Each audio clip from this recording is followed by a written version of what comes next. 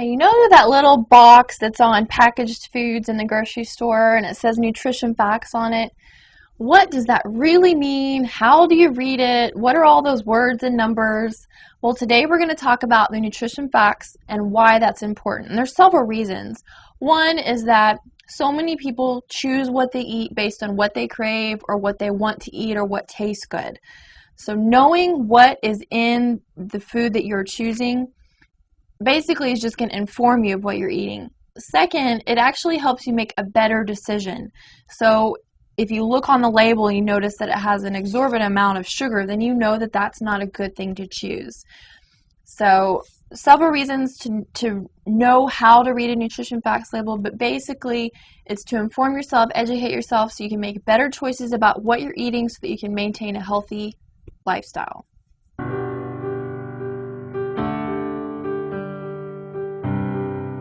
Now, I think most people, when they look at a nutrition facts label, they're drawn to the calories, and that's what they are looking for when they pick up a product. But actually, the first thing that I look at is the ingredient list. That tells me more information about that food or that product than really almost anything else on that nutrition facts label. So when you're looking at an ingredient list, the ingredients that are listed first are what is most in that product. It's listed in order of quantity. So if you look at a snack cake or, a fruit roll-up or whatever, and if the first ingredient is sugar, then that food has more sugar than anything else in that product. So that's not a good choice. So I always look at the ingredient list to know if there's sugar in there, what kind of sugar, if there's flour, what kind of flour, if the vitamins are synthetic or natural, if there are chemicals in it, preservatives. So I always look at that to know what kind of food I'm eating and what quality it is. Now, something else that's important to know about the ingredient list is how many things are listed on the ingredient list. So if you pick up a package and you turn around and you look at the fact label and it has an ingredient list that's, running off the package and it's just so massive and you don't know what all the words mean and you're confused and it just goes on and on and on and there's chemicals in it, that's not a good thing to choose to eat. Especially when you don't know what is in that product, if you can't even read the names of the ingredients that are listed. So if you look at a product and then there's words on there that you don't know what they mean, chances are that's not something that you want to eat.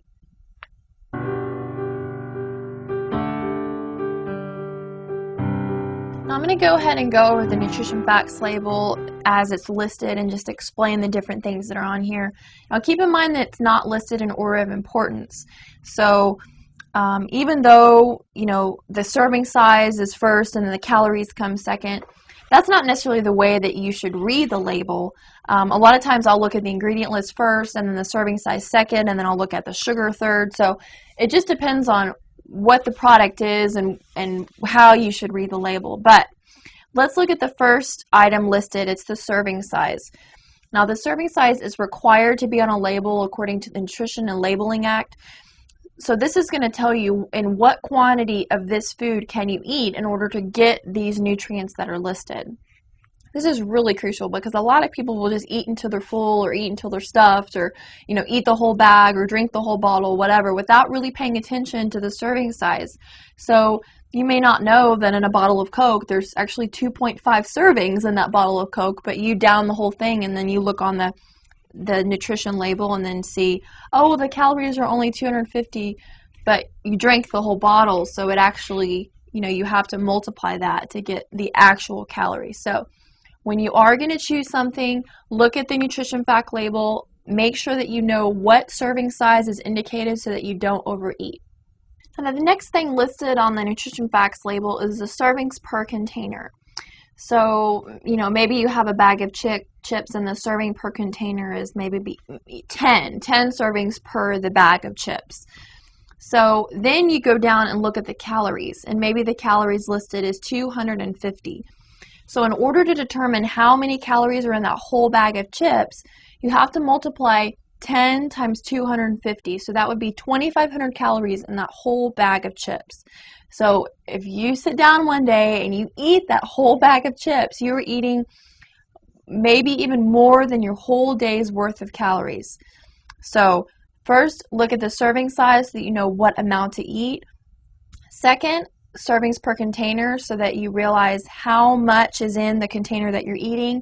And third, the calories, that's going to list how many calories are for a serving. So if you eat more than a serving, you have to multiply it out. Now, another thing to remember about the calories is that that's not going to tell you the whole story of what is in that food. Make sure that you do look at the ingredient list, because even though the calories may be high, maybe they're 400 calories, if the food contains a lot of healthy oils, maybe almonds and nuts and more seeds and things like that that are rich in calories, they're going to provide you a lot of nutrients, so you don't necessarily want to throw down that item just because it's high in calories. You have to take into account if it's going to have other benefits to it.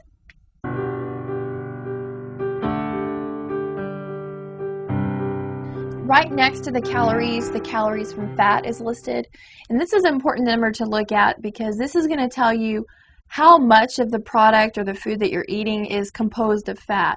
So if the total calories listed say 200, and then the calories from fat say they're 175, that's telling you that the majority of what you're eating is fat. So it's not a very balanced food, so you need to keep that in mind. So those two things you want to look at to compare each other. Now, fat, carbohydrates, and protein, they have different calories per gram. So fat is going to contain the most calories per gram. It's 9 calories per gram. Carbohydrates and protein both are 4 calories per gram. So if you eat mostly foods that are composed of protein and carbohydrates, you actually will consume less calories. And that's why the serving sizes for fats like oil and butter are real small, because they do contain a lot of calories. Now, if you want more information about the specifics about protein, carbohydrates, and fat, I did make a video called Understanding What You Eat, and this goes into great detail about what these different macronutrients are. So if you're interested in learning more, check out those videos.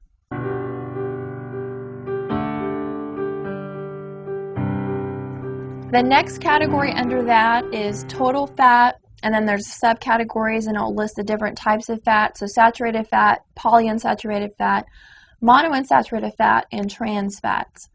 So the total fat is going to give you the total number of grams, but then you want to look underneath that to see what type of fat. Because if the total fat, has a certain number and it's composed of all saturated fat, then that's not necessarily a good choice. But if it's composed mostly of monounsaturated fat, which is the healthy fats that you want to eat, then it could be a healthy choice. So you have to look at that. So saturated fats are mainly going to come from animal products. They're going to be in your dairy products, butter, cheeses, yogurts, meats, and then you're going to have polyunsaturated fats, which come from a variety of sources, and some of those are good for you.